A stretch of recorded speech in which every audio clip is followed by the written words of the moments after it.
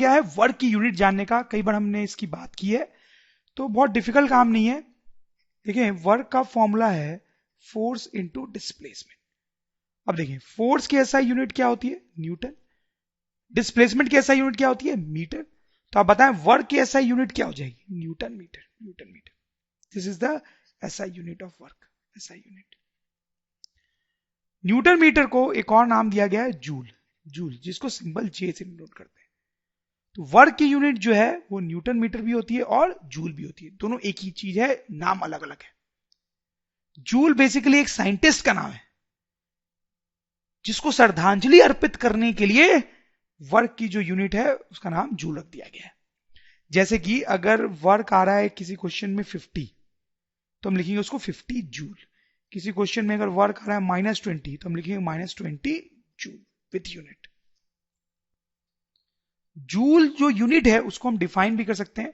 उसके लिए एक कंडीशन देखें आप, सपोज करें ये एक ब्लॉक है, उस पर इधर की तरफ फोर्स लग रहा है 1 न्यूटन का, तो इसका आगे की तरफ डिस्प्लेसमेंट होगा। सपोज करो इसका आगे की तरफ जो डिस्प्लेसमेंट है वो भी हुआ 1 मीटर। ओके, तो यहां पर जो वर्क होगा वो हम निकालेंगे force into displacement, that is 1 newton into 1 metre, that will be 1 newton metre.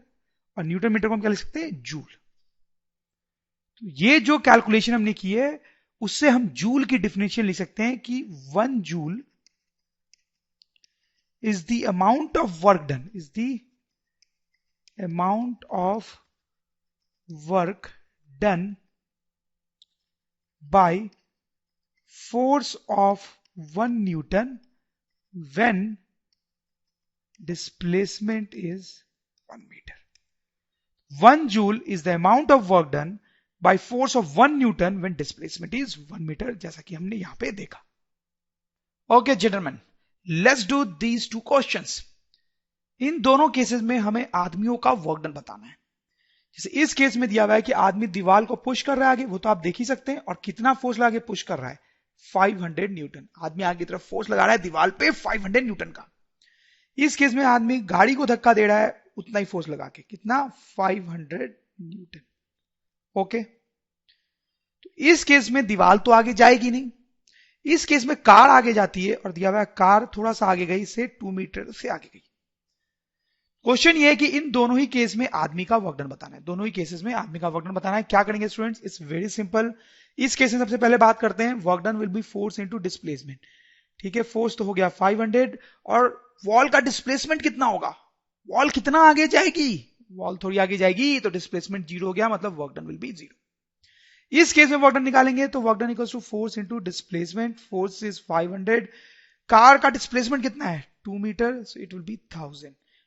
Work done will be 1000 and unit will be joule. तो हम बोलेंगे इस केस में आदमी ने इतना काम किया। ध्यान दें आप, इट्स कंसेप्चुअल क्वेश्चन। दोनों केस में आदमी सेम ही अमाउंट का फोर्स लगा रहा है, सेम ही अमाउंट का फोर्स लगा रहा है।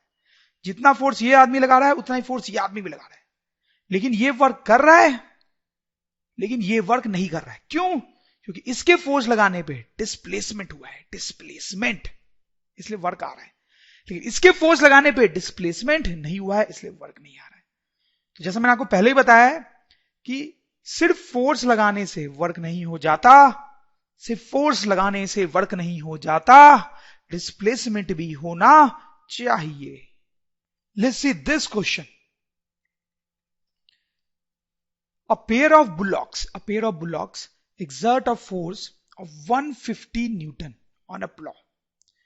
तो ऐसा दिया हुआ है कि बुलॉक्स मतलब तो होता है गाय भैंस बैल, बट मैंने घोड़ा बना दिया यहां पे, इट्स ओके, कोई बात नहीं है। ये जो है वो प्लॉ को आगे खींच रहे हैं। प्लॉ क्या होता है, वो खेत को जोतने के काम आता है, तो उसको आगे खींच रहा है। कितना फोर्स लगा के आगे खींच रहा है ये हमें दिया हुआ है। कितना फोर्स लगाया जा रहा है, 140 newton, 140 newton. The field being ploughed is 15 metre long. जो फील्ड प्लॉ किया जा रहा है वो 15 मीटर लॉन्ग है, मतलब ये जो चीज है जिसको खींचा जा रहा है वो कितना आगे जाएगी, उसका डिस्प्लेसमेंट होगा 15 मीटर।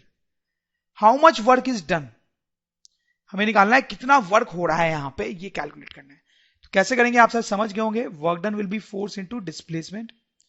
फोर्स यहां पे लग रहा है 140 न्यूटन का और डिस्प्लेसमेंट हो रहा है 15 मीटर का, इसको हम कैलकुलेट करेंगे, आ जाएगा 210 और यूनिट क्या लिखेंगे, joule. So that will be our answer. तो स्टूडेंट्स एक और अच्छा सा क्वेश्चन करते हैं। आप देख सकते हो बहुत सारे शिप है यहाँ पे। एक शिप जो है बेचारी वो पहाड़ से नीचे गिर गई। तो सपोज करो ये कितना नीचे गिरी है अभी, वो यहाँ पे आपको दिया हुआ है 5 मीटर। 5 मीटर से नीचे गिरती है और मास भी दिया हुआ है, मास ऑफ शिप इज से 7 kg, 7 kg उसका मास है। तो यहां पे क्वेश्चन क्या पूछा जा रहा है आपसे, find work done by gravitational force. Find work done by gravitational force. Gravitational force का वर्क डन हमें निकालना है। क्या करेंगे स्टूडेंट्स बताएं आप। सबसे पहले तो ये ग्रेविटेशनल फोर्स क्या होता है ये आपको पता होना चाहिए, ये हमने पहले पढ़ा है। तो ग्रेविटेशनल फोर्स क्या होता है, कोई भी चीज को अर्थ अपनी तरफ अट्रैक्ट करती है ना, तो इस शिप पे नीचे की तरफ फोर्स लग रहा होगा, ऐसे अर्थ इसको अट्रैक्ट कर रही होगी, उसी फोर्स को हम बोलते हैं ग्रेविटेशनल फोर्स। तो इसको मैं Fg लिख देता हूं, G फॉर ग्रेविटेशनल। तो इस फोर्स की जो वैल्यू है वो कितनी होगी, उसकी वैल्यू कितनी होती है, m इंटू जी, पता है आपको, दैट विल 7 इंटू 9.8। तो ये आ जाएगा इतना न्यूटन, यानी जो ग्रेविटेशनल फोर्स नीचे की तरफ लग रहा था दैट इज 68.6 न्यूटन। ओके, अब ये जो शिप का डिस्प्लेसमेंट हुआ है, नीचे की तरफ डिस्प्लेसमेंट हुआ है, वो कितना है, डिस्प्लेसमेंट एस इज 5 मीटर। सही बात है। तो अब वर्क डन निकालना कोई आसान डिफिकल्ट काम तो है नहीं, फोर्स इंटू डिस्प्लेसमेंट कर देंगे। फोर्स हमारा लगा 68.6 न्यूटन और डिस्प्लेसमेंट हुआ 5 मीटर। इसको मल्टीप्लाई कर लेंगे तो इतना आ जाएगा, यूनिट लिख देंगे joule. So this will be the work done by gravitational force. एक और क्वेश्चन देखते हैं। जैसा कि आप देख सकते हैं ये आदमी जो है एक बॉल को ऊपर फेंकता है। तो ये बॉल कितनी ऊपर गई ये दिया हुआ है। सपोज ये बॉल 3 मीटर से ऊपर चली गई। बॉल का मास भी दिया हुआ है हमें, mass of ball is 0.5 kg। सही बात है। क्वेश्चन है find work done by gravitational force. Work done by gravitational force, ये क्वेश्चन है। कैसे सॉल्व करेंगे हम स्टूडेंट्स, तो लेट्स हैव अ लुक। आपको शायद समझ में आ रहा होगा कि ये जो बॉल है वो ऊपर जा रही है, ग्रेविटेशनल फोर्स इस पे किधर लगेगा। ग्रेविटेशनल फोर्स हमें पता है क्या होता है, अर्थ किसी भी चीज को अपनी तरफ खींचती है, तो अर्थ इसको नीचे खींचेगी, उस ग्रेविटेशनल फोर्स को हम Fg लिख देते हैं। इसकी वैल्यू निकाली जा सकती है कितनी, m इंटू जी के बराबर होती है। मास हमें दिया हुआ है 0.5 लिख दिया मैंने, और g की वैल्यू 9.8। तो यहां से आ जाएगा हमारे पास 4.9 न्यूटन। मतलब ये जो ग्रेविटेशनल फोर्स इस पे नीचे की तरफ लग रहा है उसकी वैल्यू कितनी है, 4.9 न्यूटन। सही बात है। बॉल का डिस्प्लेसमेंट कितना है स्टूडेंट्स, दैट इज 3 मीटर। तो अब हमें वर्क डन निकालना है mg फोर्स का, ग्रेविटेशनल फोर्स का। तो लिखेंगे फोर्स इंटू डिस्प्लेसमेंट। फोर्स कितना लगा 4.9 और डिस्प्लेसमेंट कितना है 3 मीटर। यहां पे हमारा आंसर आ जाएगा 14.7। यूनिट रखेंगे जूल। सही है, समझ में आ गया आपको ये। अगर आपको समझ में आ गया तो कुछ गड़बड़ है, एक्चुअली ये सही नहीं है। क्या गलत है यहां पे, क्या गलत है, ध्यान दें आप। देखो फोर्स की डायरेक्शन पे आप ध्यान दें, वो है नीचे की तरफ, फोर्स की डायरेक्शन है नीचे की तरफ, ग्रेविटेशनल फोर्स नीचे लग रहा है, और डिस्प्लेसमेंट किधर हुआ है, ऊपर, डिस्प्लेसमेंट हुआ है ऊपर। तो फोर्स और डिस्प्लेसमेंट अपोजिट डायरेक्शन में है ना, force and displacement in opposite directions, ये अपोजिट डायरेक्शन में। तो क्या होगा, वर्क डन में यहां माइनस साइन आएगा। This will be our answer. ये आप याद रखेंगे कि जब फोर्स और डिस्प्लेसमेंट उल्टे डायरेक्शन में होते हैं, अपोजिट डायरेक्शन में होते हैं, तो वर्क डन इज निगेटिव। एक और अच्छा सा क्वेश्चन मैं आपको पूछता हूं, आपको सोचना है और जवाब देना है।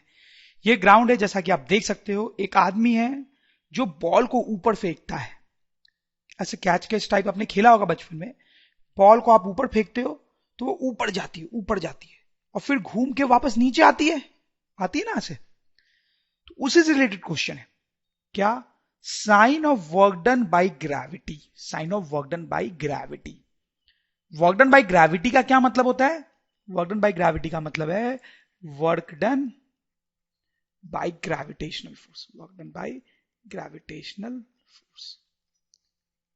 ठीक है, ग्रेविटी का मतलब है बेसिकली ग्रेविटेशनल फोर्स। तो मैं बताना है sign of work done by gravity, मतलब ग्रेविटेशनल फोर्स का जो वर्क होगा उसका साइन, मतलब वो पॉजिटिव होगा या नेगेटिव होगा, ये बताना है। First part, when ball is going up, and second part, when ball is coming down. अच्छा, तो देखो क्वेश्चन क्या है कि बॉल ऊपर जा रही है जैसे हमने बात की, और फिर बाद में नीचे आती है। ठीक है, तो पहले पार्ट में पूछा गया है, पहले पार्ट में कि जब बॉल ऊपर जाती है तो ग्रेविटी का वर्क पॉजिटिव है या नेगेटिव, और दूसरे पार्ट में पूछा गया है कि जब बॉल नीचे आती है तो ग्रेविटी का वर्क पॉजिटिव है या नेगेटिव। कैसे सॉल्व करेंगे, क्या लगता है आपको? So it's very simple. पहले पार्ट के बारे में बात करते हैं। When ball is going up, ball ऊपर जा रही है, ऊपर ऊपर ऊपर, तो इसका मतलब डिस्प्लेसमेंट किधर बोलेंगे हम? बॉल ऊपर जा रही है तो डिस्प्लेसमेंट ऊपर की तरफ होगी, बॉल ऊपर जा रही है ना तो डिस्प्लेसमेंट ऊपर होगी। इसमें ग्रेविटेशनल फोर्स किधर लग रहा है? देखो अर्थ जो है वो हर चीज को अपनी तरफ खींचती है, अपनी तरफ खींच रही है, मतलब इस पे फोर्स जो है वो नीचे की तरफ लग रहा है, ग्रेविटेशनल फोर्स नीचे की तरफ लग रहा है। ओके, जब ये बॉल नीचे आ रही है तो क्या हो रहा है? तो नीचे आ रही है तो डिस्प्लेसमेंट डेफिनेटली नीचे है,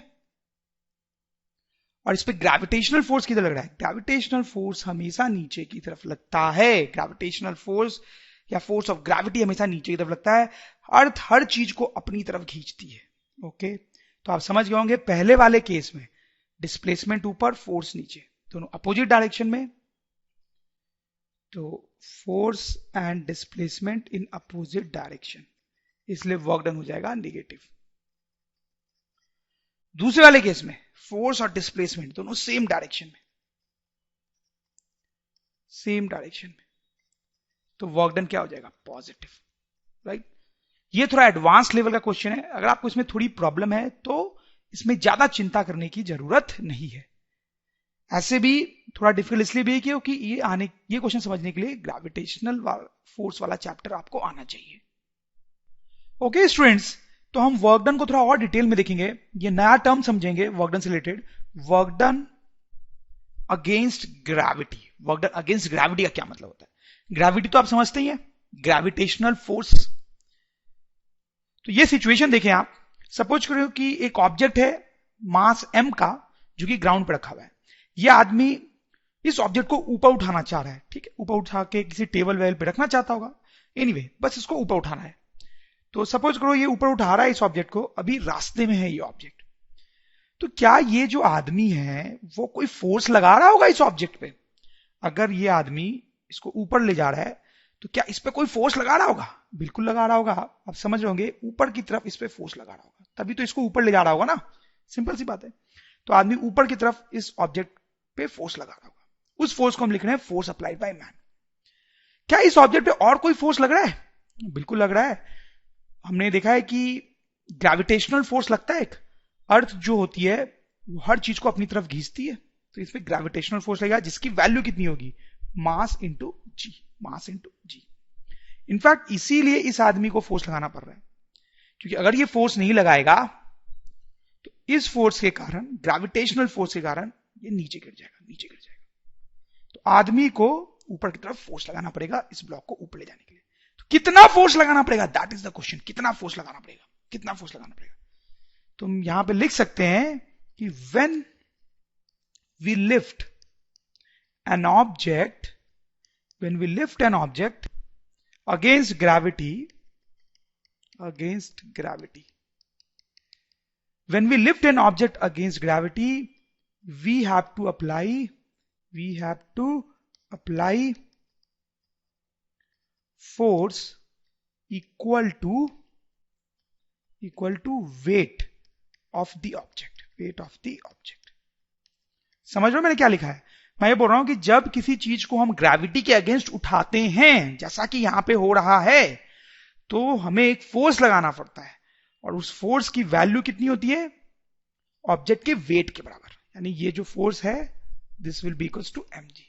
यही तो वेट होता है ना इस ऑब्जेक्ट का, mg वेट। सही बात है।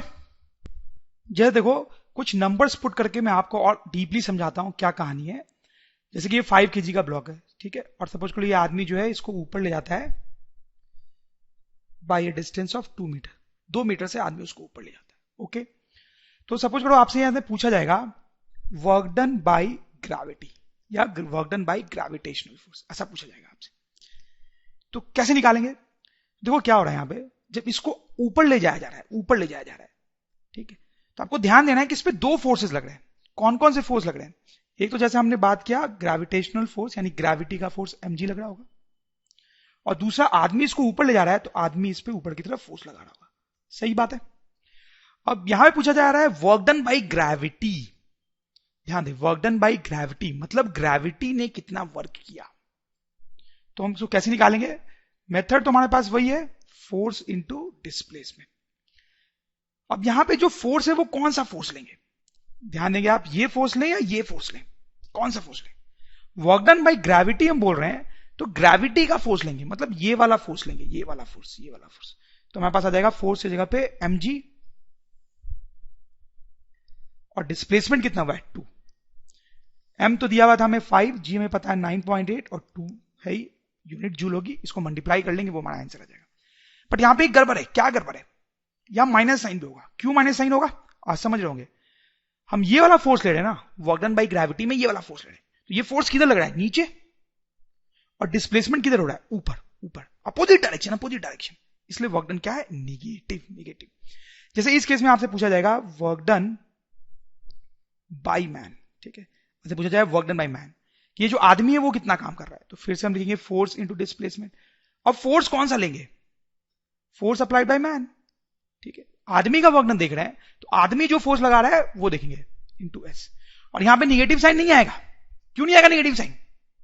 क्योंकि फोर्स जो है वो ऊपर लगाया जा रहा है, ठीक है, डिस्प्लेसमेंट भी ऊपर हो रहा है, दोनों सेम डायरेक्शन में, तो यहां पॉजिटिव साइन ही होगा।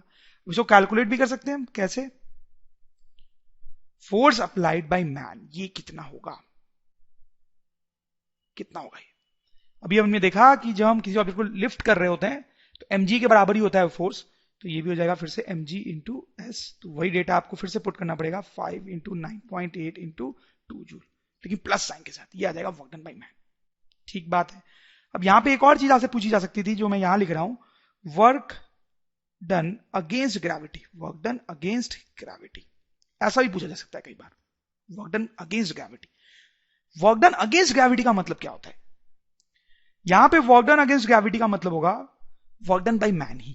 तो इनफैक्ट यही चीज यहां पे आंसर आ जाएगी, that would be 5 into 9.8 into 2 joule. देखिए मैं आपको समझाता हूं, एक है वर्क डन बाय ग्रेविटी और एक चीज है work done against gravity. Work done by gravity का मतलब होता है कि ग्रेविटी जो फोर्स लगा रही है उसका वर्क। ठीक बात है। वर्क डन अगेंस्ट ग्रेविटी का मतलब होता है, वर्क डन अगेंस्ट ग्रेविटी का मतलब होता है, ध्यान दे अगेंस्ट ग्रेविटी, कि जो आदमी या जो भी चीज ऑब्जेक्ट को ग्रेविटी के अगेंस्ट मूव करा रही है, ग्रेविटी के अगेंस्ट मूव करा रही है, उसका work done. Work done against gravity का मतलब होगा कि जो भी चीज ऑब्जेक्ट को ग्रेविटी के अगेंस्ट मूव करा रही है उसका वर्क। ठीक है, तो यहां पे वर्क डन अगेंस्ट ग्रेविटी का मतलब था वर्क डन बाय मैन, जो कि इतना आ गया। कुछ एग्जांपल्स करेंगे तो फंडा बिल्कुल क्लियर हो जाएगा आपको। मेन आपको क्वेश्चंस ही सीखने हैं, यहां पे कोई ज्यादा थियरी हो ऐसी बात नहीं है। तो ये क्वेश्चन देखते हैं हम। A porter lifts a luggage of 15 kg, a porter lifts a luggage of 15 kg from ground and puts it on his head इतना मीटर अबव द ग्राउंड। देखो ये सिचुएशन मैंने फोटो में बना रखी है। पोर्टर मतलब होता है कूली, पोर्टर मतलब होता है कूली। तो एक कूली है जो कि जमीन से सामान उठा के अपने सर पे रखता है। ठीक है, पहले सामान जमीन पर होगा, उसने उठा के अपने सर पे रखा, और ये जो सामान है उसका मास हमें दिया हुआ है कितना, 15 kg। Puts it on his head 1.5 metre above the ground. तो ये जो डिस्टेंस है ये है 1.5 मीटर। तो कूली ने ये सामान 15 किलो का सामान अपने सर पे रखा ग्राउंड से उठा के, और कितने ऊपर उसने उठाया सामान, 1.5 मीटर। तो कैलकुलेट क्या करना है, work done by him on the luggage, इसने कितना वर्क किया ये हमें निकालना है सामान को उठाने में। सो आप देखें कैसे सॉल्व करेंगे हम। डिस्प्लेसमेंट तो क्लियरली 1.5 मीटर हो गया ऊपर की तरफ, सही बात है। अब ये जो कूली है उसका फोर्स कितना है और किधर है। कूली जो है वो क्लियरली फोर्स लगेज पे ऊपर की तरफ लगाया होगा उसने, force applied bye coolie, coolie ने ऊपर की तरफ फोर्स लगाया होगा, उठाने के लिए तो ऊपर ही फोर्स लगाना पड़ेगा। और अभी अभी हमने पढ़ा था कि किसी चीज को उठाने के लिए जो फोर्स लगाना पड़ता है वो कितना होता है, वेट के बराबर, मतलब mg के बराबर। यानी कूली ने जो फोर्स लगाया होगा दैट इज 15 इंटू 9.8। सही बात है। कई बार हम 9.8 को 10 ले लेते हैं अप्रोक्सीमेटली, तो ये हो जाएगा 150 न्यूटन। यानी कूली ने इस लगेज को उठाने के लिए 150 न्यूटन का फोर्स लगाया होगा। अब उसका वर्क डन निकालना तो कोई खास बात है नहीं, work done bye coolie, work done bye coolie हो जाएगा force of coolie multiplied by displacement. Force of coolie is 150 and displacement is 1.5। इसको निकाल लेंगे, इतना जूल हमारा आंसर होगा। और यहां पे निगेटिव साइन कोई नहीं होगा। आप समझ रहे हैं क्यों नहीं होगा? क्योंकि कूलू ने फोर्स ऊपर लगाया और डिस्प्लेसमेंट भी ऊपर ही हो रहा है, मतलब सेम डायरेक्शन में। तो force and displacement in same direction, so work will be positive. कुछ और एग्जाम्पल, ये क्वेश्चन देखें। ये एक लेडी है जो इस बॉक्स को ग्राउंड से ऊपर उठा रही है, जैसा आप देख सकते हैं। उसने ऐसा दिया हुआ है क्वेश्चन में कि उसने 2 मीटर से ऑब्जेक्ट को ऊपर उठाया, 2 मीटर से इस ऑब्जेक्ट को, इस डब्बे को ऊपर उठाया, और इस डब्बे का जो मास है वो भी आपको दिया हुआ है 1.5 kg। तो हमें बताना है work done bye lady against gravity, work done bye lady against gravity कितना होगा ये निकालना है। कैसे निकालेंगे, समझ में आ रहा है आपको? तो work done bye lady against gravity निकालना है। कैसे निकालेंगे? Force into displacement. किसका फोर्स लिखेंगे यहां पे? लेडी का फोर्स। तो लेडी इस डब्बे पे कैसे फोर्स लगा रही होगी? उठाने के लिए इस पे ऊपर फोर्स लगाना पड़ेगा। सही बात है। और ये फोर्स होगा कितना? वेट के बराबर, वेट के बराबर मतलब mg के बराबर। तो यहां से हम सॉल्व कर पाएंगे इसको। Force applied by lady will be equal to weight that is mg into displacement s। Mass कितना दिया हुआ है? 1.5 kg, g के लिए हम 10 ले लेंगे, और डिस्प्लेसमेंट भी दिया हुआ है 2 मीटर। इसको सॉल्व करेंगे तो I think will get 30 joule. That will be our answer. और आंसर पॉजिटिव ही होगा। क्यों पॉजिटिव होगा? क्योंकि लेडी ने फोर्स ऊपर लगाया।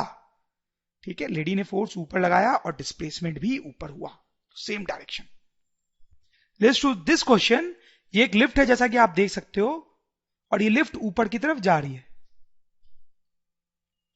क्या क्या दिया हुआ देखते हैं। Mass of lift with people inside.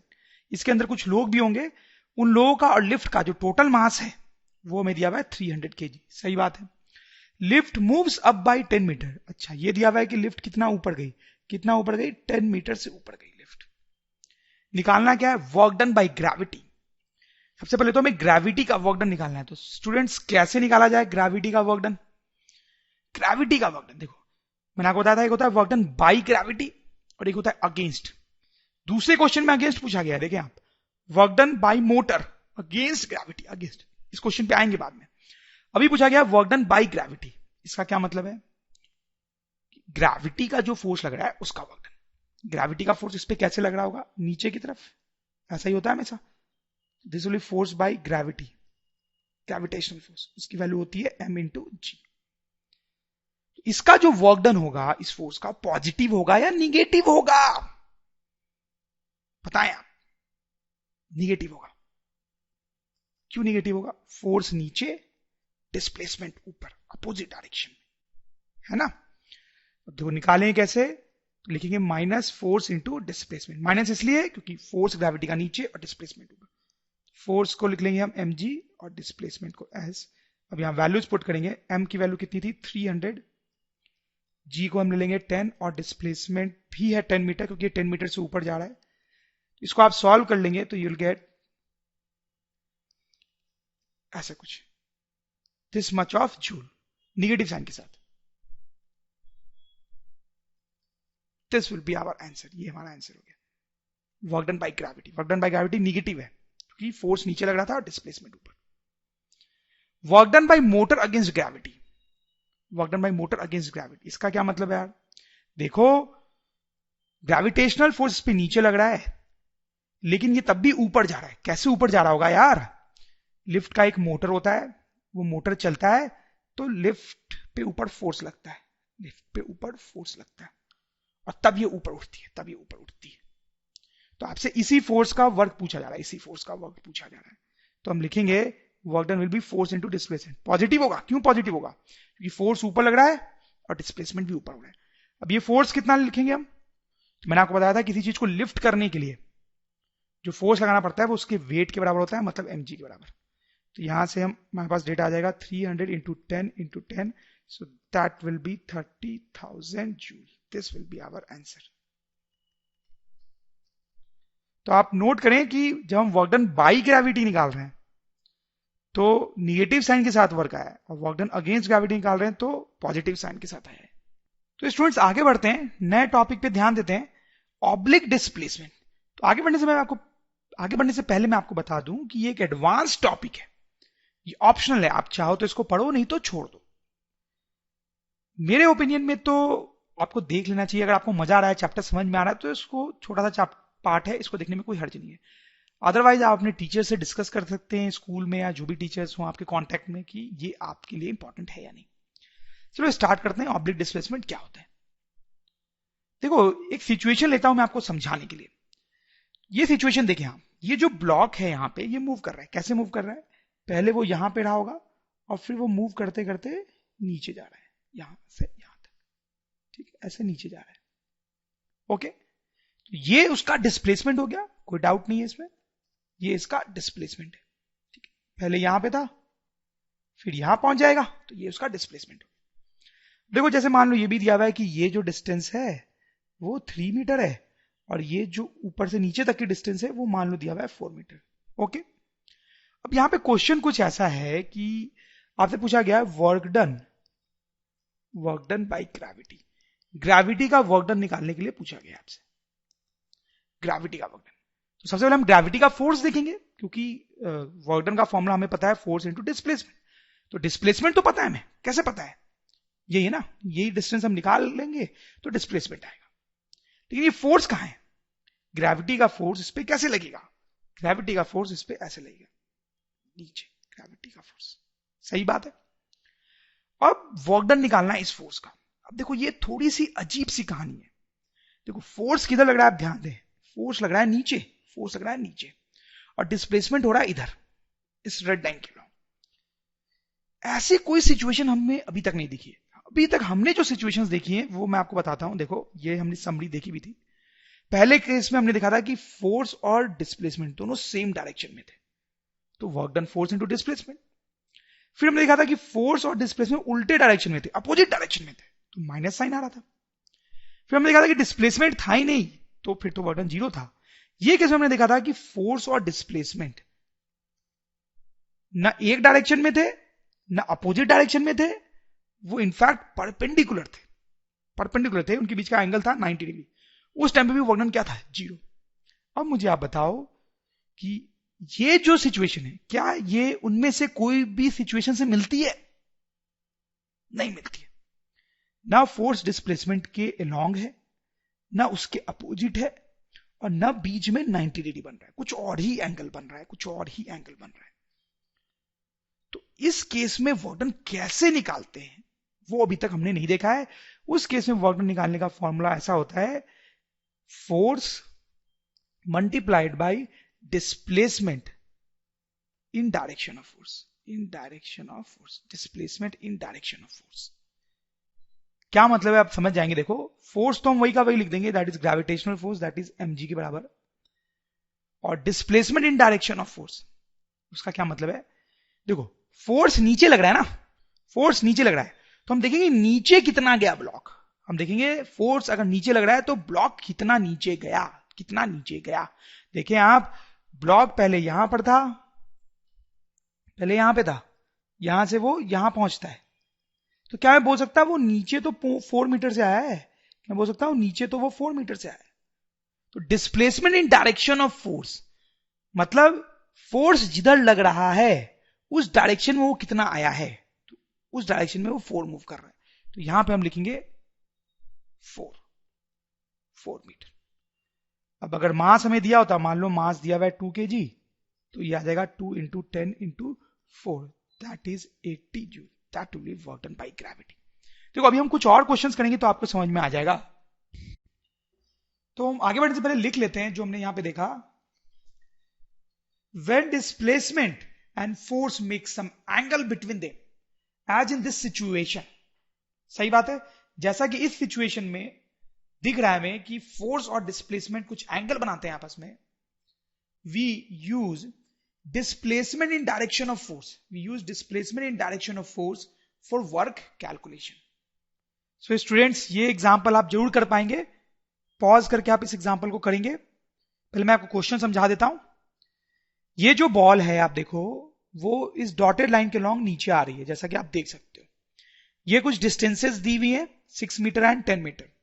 जो बॉल नीचे आ रही है उसका मास दिया हुआ है, निकालना क्या है, work done by gravity, gravity का वर्क डन निकालना है। कैसे करें स्टूडेंट्स, इसको क्या करना चाहिए, तो वर्क डन बाय ग्रेविटी निकालना है, तो ग्रेविटेशनल फोर्स इनटू डिस्प्लेसमेंट, सही बात है।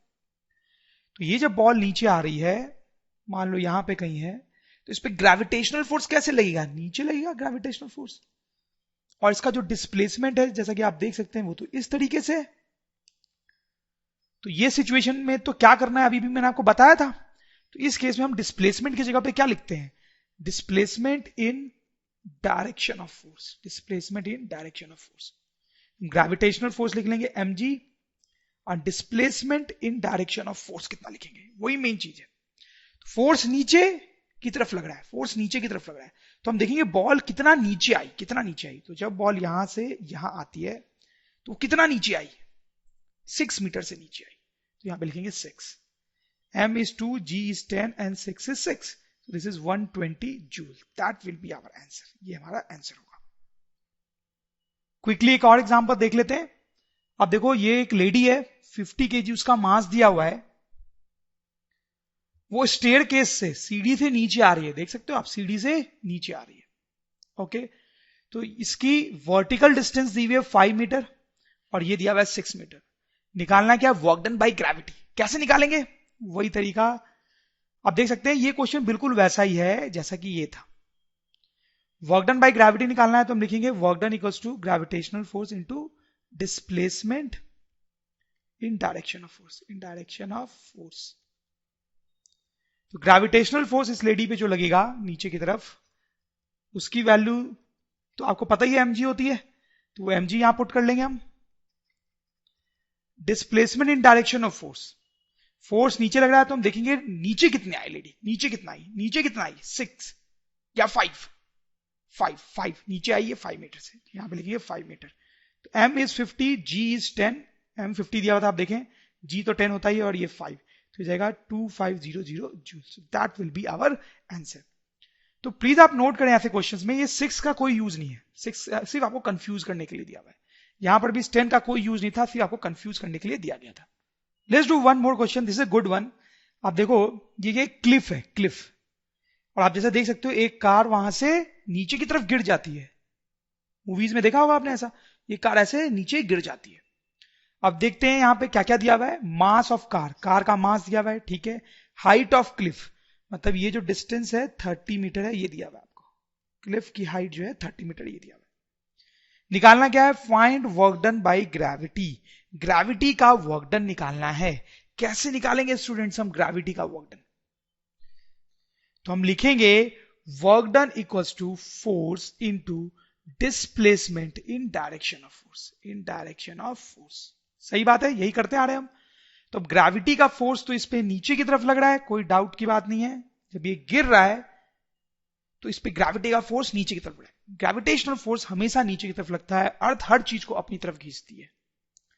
ओके, और ये होता कितना है, मास इंटू जी, तो वही हम यहां पे लिख देंगे m इंटू जी। अब displacement in direction of force, यही मेन चीज है, displacement in direction of force. तो देखो फोर्स किधर लग रहा है हमारा, नीचे, फोर्स लग रहा है नीचे, फोर्स लग रहा है नीचे। तो हम देखेंगे displacement in direction of force, मतलब फोर्स अगर नीचे लग रहा है तो हम देखेंगे कि कार कितना नीचे आई, कितना नीचे आई। तो जब वो यहां से नीचे गिर जाएगी तो कितना नीचे आएगी, वो कितना नीचे आएगी, 30 से, तो यहां पे हम लिखेंगे 30 मीटर। m की वैल्यू दी हुई है 200, आप देखें g तो 10 होता ही है, into 30 joule, that will B work done by gravity. समझ रहे होंगे आप शायद मेरी बात। सारे क्वेश्चन जो हम कर रहे हैं वो एक ही टाइप के हैं, सिचुएशन अलग है बट सब में काम एक ही करना है।